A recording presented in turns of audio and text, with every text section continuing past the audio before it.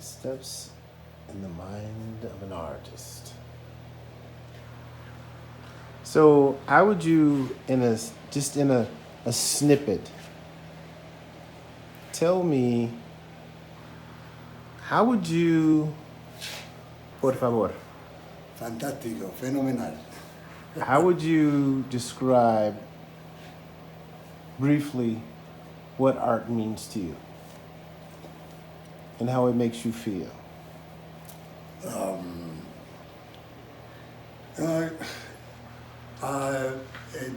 It's me. You know, it's not art. It's one thing. I am something else. I am one person who does art, who creates stuff. Okay. Categorized in our way of thinking as a painter or a visual artist, right? But you know, I've been surrounded. I was so lucky to be born into art. So I was blessed since I was a little kid. Yeah. All my life I've been blessed. Now that I realize it, at every stage of my life, I have been blessed for some reason. And maybe it's to the students. Yep. You've been blessed and you've been a blessing. You won't even know how many people's lives you've blessed because you pass it on, right? Exactly. And the idea, for me to do this work, especially at this time in my life, you know, I'm looking, you know, down the tunnel, like at the end of the tunnel, I can see the little light. You know what I mean? Starting to shine.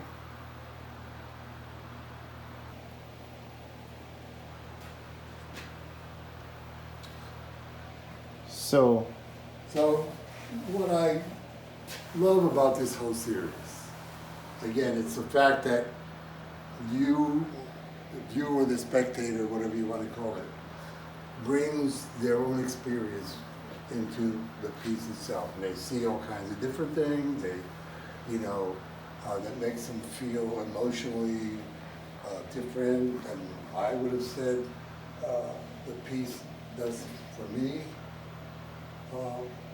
The bottom line, I think, is that these are meditation pieces. Okay? I spend a lot of time after I do the piece. You know, obviously when I'm doing the work, I'm spending a lot of time with the piece already.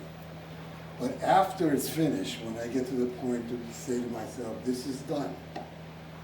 You know, this is done. There's nothing else to do. It is what it is, right there. Signed, sealed, delivered. Okay? Then I sit down. Take a hit. And enjoy the painting. Enjoy my own work. I love it. Try to be, you know, understand what's going on in terms of the spiritual part of it, because I've been spending all this time in the physical. Sure. You know? Literally the physical, the movement, the parts of you that you don't necessarily feel until later with the strokes and the standing. Exactly. That's why and sometimes it takes a long, well, for me it took almost 60-something years of my life. Well, I mean, not that many years as an artist, but, you know, the latter years of my life, even though I've been doing artwork for a long, long, long, long time, that I'm finally at a point in my life, a crossroads, where the creative, the art, and the spiritual are merging, or have been merging for a while. That just gave me chills. But now I'm getting older, and I'm contemplating, okay, so what is going to be my legacy? And that's, again, anti-Buddhism, because legacy is an ego thing. You know what I'm saying? Right. But I'm still human. I would like to leave something behind. Okay? I mean, who wouldn't want to leave a colorful fingerprint on the world that's individually you. That's right. So, my great-grandkids will look at this someday and, yeah, my great-grandpa did that. He was an artist, Who knows? And I get a chance to have my stories of saying, yeah, I was in his basement and he said, this was my first piece. No. Or I was in his studio. Sorry. There's a big difference. I was in his studio. You were in the lower level. I was in the lower level of where the his studio is. So do you ever, once you finished a piece, once you've exhaled that piece of that process, and you said, once you know that you're done and there's nothing more for you to do, having been present with the start of it, the middle of it, to the end of it, do you ever later sit back and feel and see something that you didn't feel or see before? Oh, yeah.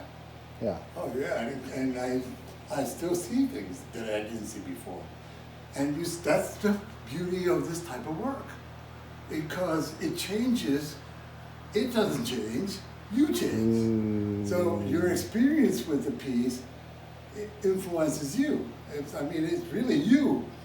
It's not the art piece, it's you. That's experiencing something totally different, but that piece is still the same. Yeah, exactly. Because they say art or photography, which is art. Yeah. It's meant to make you feel something, evoke an emotion. Well, I think art like this, and artists who are serious about their work, and it took me a long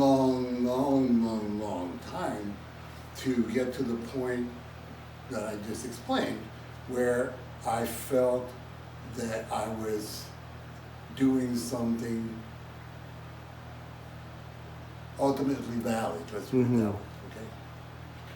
As I've come to the full circle where I think I am a mature artist. Let's put it that way. Have you ever felt at some point where you felt like you had to keep up with current frames of thinking about art as you intermix with other artists and their process and what they're doing? No, because it's a personal thing, It's my growth, and when we talk about art and philosophy, like with my friend Kevin Campbell, who's he's an intellectual, especially about art. And we have discussions about that, but never have I don't know, if trying to emulate or fall into a, what do you call it, like a movement. Right. Or that's a perfect way to say it, a movement. A movement. Yeah, I've never participated, I've experienced a lot of the movements. And I grew up with my father being a famous artist or a well-known artist. And he did his thing, but he was his paintings were abstract figurative abstract. So you can see all these figures and dances and all that kind of stuff. He never did, I think he dabbled in complete, actually this picture, completely abstract painting. That's him. And it's one of his big abstract paintings. We look alike a little bit, right? But you can really tell I'm his son by this. From here to here, we were really short. In my family, the guys, see this? From here to here. From elbow to shoulder? Yeah, and then we used to say to my father, he was a but he got the short arms. Pass me some bread. Anyway. Well, a couple other questions for you. Did you ever felt like you had, I mean, clearly you were exposed to art early on as a Right. child. Yeah. And I'm sure that had some impact on your, going on to pursue art and do art and be a professor of art. Do you ever have you ever felt, or did at some point you felt like you had to, did you ever feel like you had to do your dad's name justice? Let me see. I don't think so. And there, I think what I to do him justice is to just do the work, you know. And, Yeah. I mean that he's probably in heaven like seeing this and going like, wow, hallelujah, Bravo, Jesus! bravo. You know what I mean? Yeah. And not only me, all his kids. Yeah. That was amazing. You know, I told you my oldest brother was a medical illustrator in Puerto Rico. And he just kind of stumbled into that job.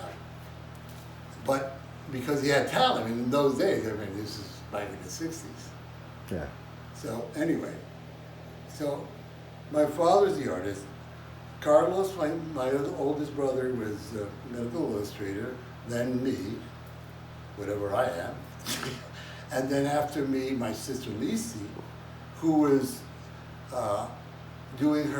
she started an MFA in Detroit. Anyway, she's an artist too.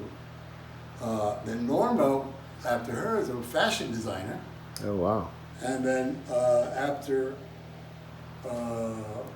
Tito, my other brother, he was a creative director at Leo Burnett. So it's in your DNA. Yeah, and then who else? And then Agustito, the youngest one, Agustito, was up. He has an MFA from Brooklyn College. He's an artist. Yeah. Okay, so we're like the Bach family. You know, my father was Johann Sebastian Bach, and then we're all the Bach kids. You know, the Bachettes. The Bachettes. That's a good one. The Bachettes. Anyway. Well, your work is beautiful, and I'm sure I've seen since graduating under your artistry, I've seen your evolution of art from the really interesting, like embossed, debossed, kind of white series, to now seeing this. I mean, your photography is amazing.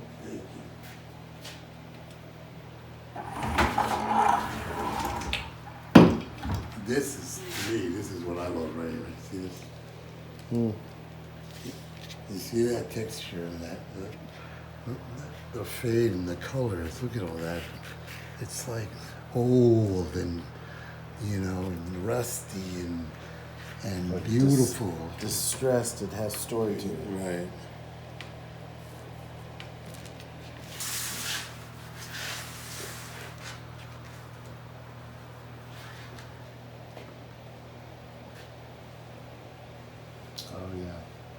All of these are on my website, by the way. And your website as well? MarinCarle.com. That's it. That's easy enough. MarinCarle.com. Come to MarinCarle.com. You will not regret all the beautiful art. You sound like a guy selling a resort timeshare. Yeah, this is very cool. 90 days, same as cash. Yeah. Un diptyque. Very cool. All right. So, I still need you to close out this tidbit. Some little celebratory something. Something. In Spanish, though. En español. Es la verdad, gracias. En español para lo que en realidad este es el momento más espectacular y más alegre de mi vida, en toda mi vida. ahora es cuando más feliz me he sentido como nunca. Gracias. Gracias. Perfecto. Yeah, you can tell, right?